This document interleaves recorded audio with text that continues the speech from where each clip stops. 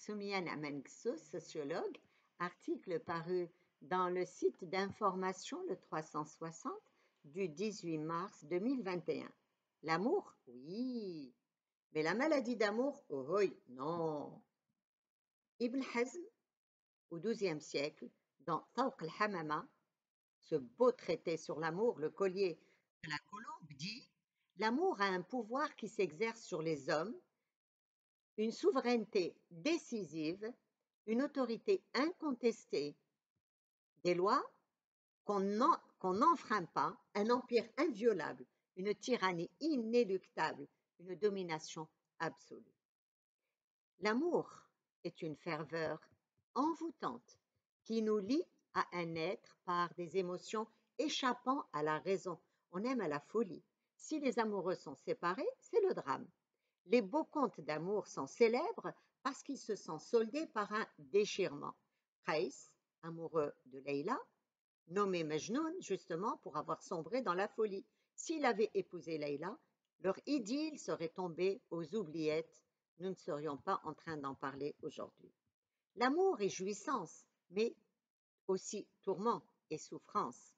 Ibn Qayyim al-Zawjiyya au XIVe siècle, dans Rawdat al-Muhibbin, le jardin des amoureux, exprime les affres de l'amour en ces termes. Balabil, les tourments. Sha'af, la souffrance. Shajan, le chagrin. Denef, le mal chronique. Al-Futun, la perturbation. Al-Hurqa, la brûlure. Al-Huzn, la tristesse. Iktihab, la mélancolie. Al-Junun, la folie. Al-Kalaf, l'épreuve. Khilaba, l'envoûtement. Lawa, l'amour lancinant. Rasis, la fièvre. Sadam, l'abattement. Sout, l'insomnie. Tarayyum, la suggestion. L'wahl, la frayeur. L'walah, la stupeur, etc., etc.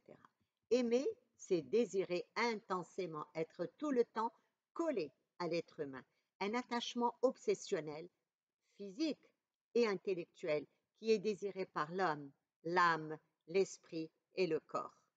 Aujourd'hui, la science nous apprend que l'amour produit les mêmes réactions que les drogues dures. L'amoureux devient addict, tel un toxicomane, à la présence de l'être aimé. Éloigné de lui, il admire ses photos, jouit de sa voix au téléphone, se délecte des échanges des messages par smartphone pour continuer à baigner dans une douce euphorie.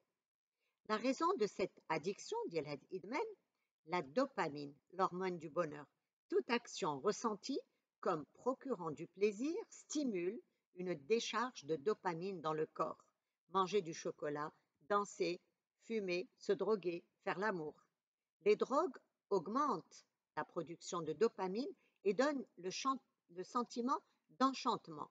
Les drogués consomment de plus en plus de substances pour ressentir l'effet euphorisant, mais éphémère, de la dopamine. Le plaisir que procure l'être aimé stimule la dopamine.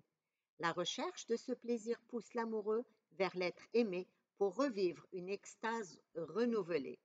La dopamine crée des dépendances amoureuses et rend addict à la présence du bien-aimé. Des expériences menées aux États-Unis sur des amoureux confirment les effets de l'effervescence hormonale sur les comportements.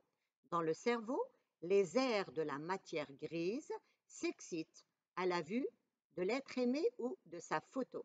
La même excitation est observée dans des cerveaux de personnes addictes aux drogues. Les médecins de l'Antiquité grecque parlaient déjà de maladie d'amour. Plus tard, les arabo-musulmans ont étudié la relation entre les sentiments et leurs répercussions sur la santé physique et mentale. L'amour-passion, l'ishq, ses symptômes, ses méfaits, ses remèdes. Selon Al-Majoussi, au Xe siècle, la maladie d'amour se manifeste par des yeux creux, des mouvements oculaires rapides, un amaigrissement et un changement du pouls lorsque le nom de la personne bien-aimée est prononcé. Pour Ibn Sina au XIe siècle, l'amoureux a une respiration saccagée, laborieuse, et lorsqu'il entend de la poésie d'amour, soit il rit, soit il pleure. surtout quand on parle d'abondant et de séparation. Tous ses membres sont fatigués, excepté ses yeux.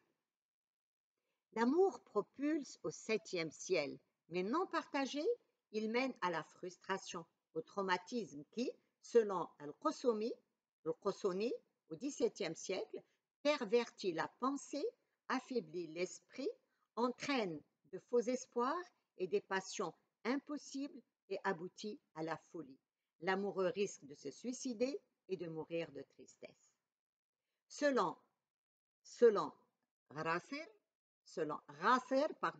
Rasser au Xe siècle, beaucoup d'amoureux deviennent insomniaques, ne s'alimentent plus jusqu'à devenir fous et en mourir. Pour Ibn Taymiyyah au XIVe siècle, l'amour est un désordre psychique, une maladie qui afflige âme et corps. Il faut donc s'en protéger. Les médecins arabes musulmans préconisaient divers remèdes, des bains, des exercices physiques, des massages, des boissons, des aliments et des drogues pour renforcer le cerveau et le cœur. Le frère donnait des amulettes et des fumigations, sboub ou le bkhor. On soignait par l'ki, par cautérisation, et on exorcisait.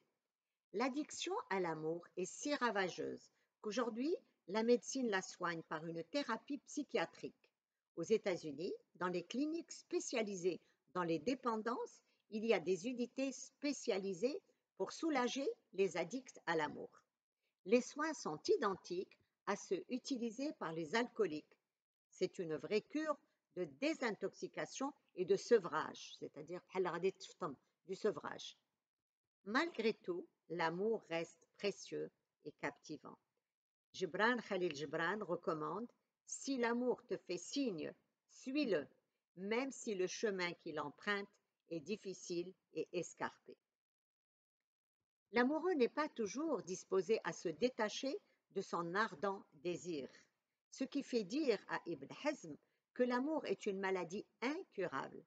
De tous ceux qui le contractent, personne ne veut récupérer et tous ses victimes en refusent la guérison.